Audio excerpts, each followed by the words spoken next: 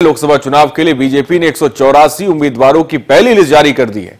BJP की केंद्रीय चुनाव समिति के सचिव जेपी नड्डा ने गुरुवार को इसका ऐलान किया और पीएम मोदी, राजनाथ सिंह, नितिन गडकरी अपनी पिछली सीटों से ही चुनाव लड़ेंगे, जबकि गुजरात में लाल कृष्ण आडवाणी की गांधीनगर सीट से बीजेपी अध्यक्ष अमित शाह मैदान में उतरेंगे। बिहार से बीजेपी के सभी 17 उम्मीदवारों के नाम तय हो चुके हैं, लेकिन उनका ऐलान एनडीए की सीटों के साथ ही किया जाएगा। बीजेपी की पहली लिस्ट में कुल 20 राज्यों को कवर किया गया है और यहां पे हम आपको बता दें कि लोकसभा चुनाव 11 अप्रैल से 19 मई के बीच 7 चरणों में होंगे और वोटों की गिनती 23 मई को होगी। पहले चरण में 11 अप्रैल को यूपी समेत 20 राज्यों की 91 सीटों पर वोटिंग होगी। इसके लिए नामांकन की आखिरी तारीख 25 मार्च है। 18 अप्रैल को दूसरे चरण की वोटिंग होगी और उसके बाद 23 अप्रैल को तीसरा चरण का मतदान होगा, जबकि इस महीने में 29 अप्रैल को चौथे चरण के लिए वोटिंग होगी, जबकि 6 मई को 5वें चरण के लिए मतदान होंगे, 12 मई को छठे चरण के लिए और 19 मई को 7वें चरण और आखिरी चरण के लिए मतदान होंगे। तो लोकसभा के लिए बीजेपी की पहली लिस्ट जारी हो गई, जिसकी उम्मीद की जा रही थी, जिसको लेकर मंथन का दौर चल रहा था, बैठकों का दौर चल रहा था। आखिरकार 184 नामों की सूची जो है वो सामने आ गई, लेकिन दिलचस्प देखने को यह भी मिल रहा है कई कद्दावर नेताओं के टिकट भी कटे हैं। 30 सांसदों के, आपको बता दें, मौजूदा सांसदों के टिकट काटे गए हैं। उसमें से कई ऐसे कद्दावर नेता भी हैं जिनके टिकट काटे गए हैं। 2019 लोकसभा चुनाव के लिए बीजेपी ने प्रत्याशियों की घोषणा कर दी और पहली लिस्ट में उत्तर प्रदेश के 28 उम्मीदवारों के नामों का ऐलान किया गया है, जिसमें वाराणसी सीट से पीएम मोदी मैदान में है। अमेठी से केंद्रीय मंत्री स्मृति ईरानी कांग्रेस अध्यक्ष राहुल गांधी को चुनौती देंगी। गाजियाबाद और नोएडा से मौजूदा सांसद जनरल वीके सिंह और डॉक्टर महेश शर्मा चुनाव लड़ेंगे। अभिनेत्री हेमा मालिनी इस बार भी मथुरा से ही चुनाव लड़ती नजर आएंगी। तो वहीं आरएलडी प्रमुख अजीत सिंह के खिलाफ मुजफ्फरनगर से संजीव बालियान बीजेपी के उम्मीदवार होंगे। बीजेपी की पहली सूची में 28 उम्मीदवारों में से 6 वर्तमान सांसदों का टिकट काटा गया है। इसमें शाहजहांपुर से लोकसभा सांसद और मोदी सरकार में कृषि राज्य मंत्री कृष्णा राज का टिकट काटकर उनकी जगह पर अरुण सागर को प्रत्याशी बनाया गया है। तो आगरा से वर्तमान सांसद और अनुसूचित जाति के अध्यक्ष रामशंकर कठेरिया का टिकट काटकर प्रदेश सरकार के मंत्री एसपी बघेल को मौका दिया गया है, जबकि संभल के सांसद सतपाल सैनी का टिकट काटकर उनकी जगह परमेश्वर सैनी पर दाव लगाया गया है। हरदोई से अंशुल वर्मा को हटाकर जयप्रकाश रावत को मौका दिया गया है, जबकि मिश्रिक सांसद अंजू बाला की जगह अशोक रावत को जिम्मेदारी दी गई है, टिकट दिया गया है। तो वहीं फतेहपुर सीकरी से सांसद चौधरी बाबूलाल का टिकट काटकर राजकुमार चहर को पार्टी ने मौका दिया है।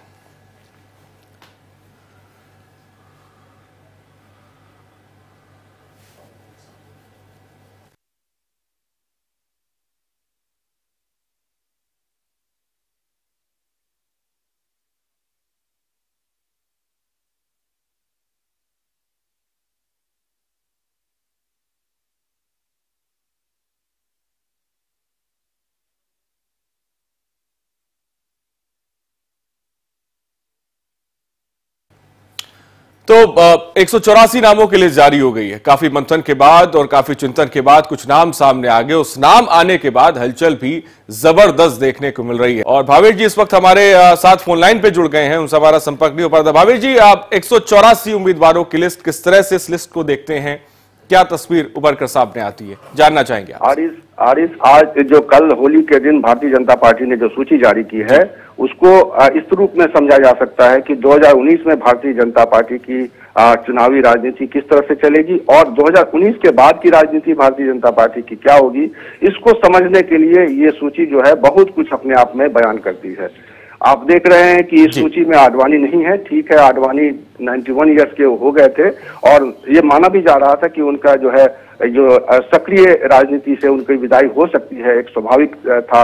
वो काफी उनकी उम्र हो चुकी है, उनकी सक्रियता जो है पहले से कम भी हो गई है। वो हालांकि वो संसद के भीतर जो भी सेशंस होते हैं उसमें दिखाई देते हैं लोकसभा में और लगातार वो आते रहे हैं। अब लेकिन देखना यह है कि आडवाणी चूंकि सूची से बाहर हो गए हैं, क्या वो स्टार प्रचारकों की सूची में उनका नाम आता है, क्या वो देश के मुख्तलिफ हिस्सों में क्या वो भारतीय जनता पार्टी के लिए प्रचार करेंगे, किस रूप में उनका इस्तेमाल किया जाएगा। अभी एक और जो बुजुर्ग नेता हैं भारतीय जनता पार्टी के, मुरली मनोहर जोशी, जिनको कानपुर से लड़ने की संभावना जताई जा रही थी, कानपुर की सीट को अभी कानपुर सीट पर अभी भारतीय जनता पार्टी ने किसी भी कैंडिडेट को नहीं उतारा है, तो अभी उसको लेकर एक असमंजस बना हुआ है। वो भी बुजुर्ग हैं और 85 ईयर्स के हो चुके हैं। तो अब देखना है कि भारतीय जनता पार्टी इन बुजुर्ग नेताओं का 2019 के चुनाव में कैसे इस्तेमाल करती है और 2019 के बाद की जो उनकी सियासत है, उनका प्रभाव कह सकते हैं कि कैसे उनका इस्तेमाल करना है, क्योंकि वो मार्गदर्शक मंडल के सदस्य माने जाते हैं। कलराज मिश्र भी चुनाव नहीं लड़ रहे हैं। तो ये जो बुजुर्ग नेताओं के को लेकर जो भारतीय जनता पार्टी की रणनीति और नीति सामने आ रही है। दूसरी बात, इस सूची में 20 महिलाओं के नाम हैं और जिसमें प्रमुख नाम है अमेठी से पिछली बार स्मृति ईरानी ने राहुल गांधी को टक्कर दी थी, इस बार भी उनको उस मैदान में उतारा गया है और मोदी ने साफ किया है कि वो बनारस से फिर चुनाव लड़ेंगे और ऐसा माना भी जा रहा था, स्वाभाविक था कि वाराणसी में प्रधानमंत्री वाराणसी से अलग नहीं होंगे, वाराणसी में इस बार फिर वो।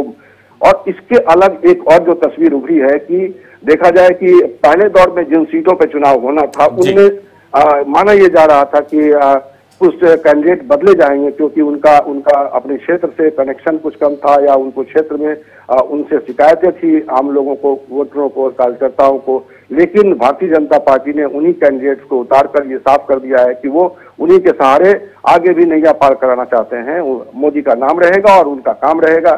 देखना यह है कि पहले दौर के चुनाव में और उत्तर प्रदेश के अधिकतर सीटों पर पुराने कैंडिडेट्स हैं। हाँ, कुछ सीटों पर 6-8 सीटों पर जो है बदलाव किए गए हैं और मेजर बदलाव ये है कृष्णा राज के बारे में कि कृष्णा राज जो मंत्री हैं केंद्र में, उनको उनका टिकट काट दिया गया है।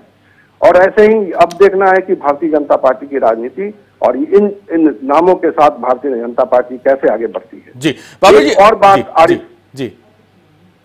बात आरिफ की, अब ये देखना होगा कि चुनाव में जब भारतीय जनता पार्टी के कैंडिडेट मैदान में आ गए हैं तो अब महागठबंधन की ओर से भी बहुत कुछ क्लियर है, कांग्रेस की ओर से भी आधी चीजें क्लियर हो गई। तो जमीन पर अब लड़ाई जो है, चुनावी लड़ाई तेज होती दिखाई देगी। ये एक नया आज के बाद जो है, होली के बाद कह सकते हैं कि मैदान में उत्तर प्रदेश की जमीन पर सियासत, जमीन पर रैलियां होंगी, कार्यकर्ताओं के साथ संपर्क अभियान होगा और ये जो नेता है जिनको टिकट मिले हैं ये सब अपने हिसाब से किस तरह से आगे की जो है अपनी चुनावी राजनीति को ले जाते हैं, क्या बातें करते हैं, क्या मुद्दे रखते हैं, इस पर सबकी नजर रहेगी। जी भावेश जी, अमित शाह का पहली बार लोकसभा चुनाव लड़ना और उत्तर प्रदेश की बात की जाए तो 6 कद्दावर नेताओं को टिकट कटना, क्या ये कोई रणनीति है या किसी तरह का डर है? बिल्कुल, अमित शाह का चुनाव लड़ना और वो आडवाणी की सीट से ये इंपॉर्टेंट है क्योंकि अमित शाह का एक अध्यक्ष के रूप में कार्यकाल खत्म होने जा रहा है, आपको मालूम है। तो अध्यक्ष के रूप में उनका कार्यकाल चूंकि समाप्त हो गया है, तो अगर मोदी की वापसी होती है तो आप ये तय मान के चलिए कि अमित शाह की सरकार में भूमिका बढ़ेगी और एक विश्वसनीय साथी के तौर पे उनकी भूमिका सामने आ सकती है। तो ये एक बड़ा बदलाव है अमित शाह के रूप में अगर देखा जाए तो ये जो है ये बहुत ही सोची समझी राजनीति और रणनीति के तहत भारतीय जनता पार्टी ने किया है। अमित शाह को आप मान लीजिए कि अब आने वाले समय में वो एक प्रमुख चेहरा होंगे सरकार में अगर उनकी सरकार वापसी होती है, यानी संगठन के लिए कुछ और नए चेहरे की तलाश होगी। ये भी एक इंडिकेशन मिल चुका है क्योंकि वो लगातार 2 टर्म में अध्यक्ष रह चुके हैं और उनके तीसरे टर्म में जो भारतीय जनता पार्टी के जो पार्टी का संविधान है उसमें इस चीज को परमिट नहीं किया जाता है। तो निश्चित रूप से अब अमित शाह के लिए एक नई भूमिका तैयार हो रही है 2019। इसीलिए मैं कह रहा था कि 2019 और 2019 के बाद की भारतीय जनता पार्टी की राजनीति का एक झलक देख सकते हैं आप इस सूची में। जी, तो भावेश जी, बिहार के लिहाज से देखा जाए, बिहार में सूची जारी होगी लेकिन अभी नाम जो है वो डिक्लेयर नहीं हो पाया, इसके पीछे की वजह भावेश जी क्या हो सकती है? बिहार में रणनीति यह है क्योंकि महागठबंधन के भीतर अभी भी थोड़ा सा कसमकस है। वो चाह रहे हैं पहले उनके पत्ते खुल जाए फिर हमारे पत्ते खुले और एनडीए के जो साथी हैं उनके साथ जो है तालमेल ऑलरेडी हो चुका है और कहां से कौन खड़ा होगा लगभग एक सीन बन चुका है। बिहार में शत्रुघ्न सिन्हा का मालूम है कि पत्ता कटना साफ है, एक बड़ा चेहरा है शत्रुघ्न सिन्हा, उनकी पार्टी में रहे हैं और लगातार मोदी के खिलाफ बोलते रहे हैं। अब वहां से जो है रविशंकर प्रसाद को लगाने की बात लगभग तय है। तो अब देखना है कि पटना सिटी का वो इलाका और शत्रुघ्न सिन्हा का फाइनली भारतीय जनता पार्टी से विदाई और किस रूप में आगे बढ़ती है, ये एक मेजर है। उसके अलावा कौन कौन से चेहरे होंगे, कैसे होंगे, तो इसको लेकर एक बड़ी रणनीति है और मुझे लगता है कि 1-2 दिन के अंदर वो भी खुलासा हो जाएगा, कोई ऐसी बात नहीं है।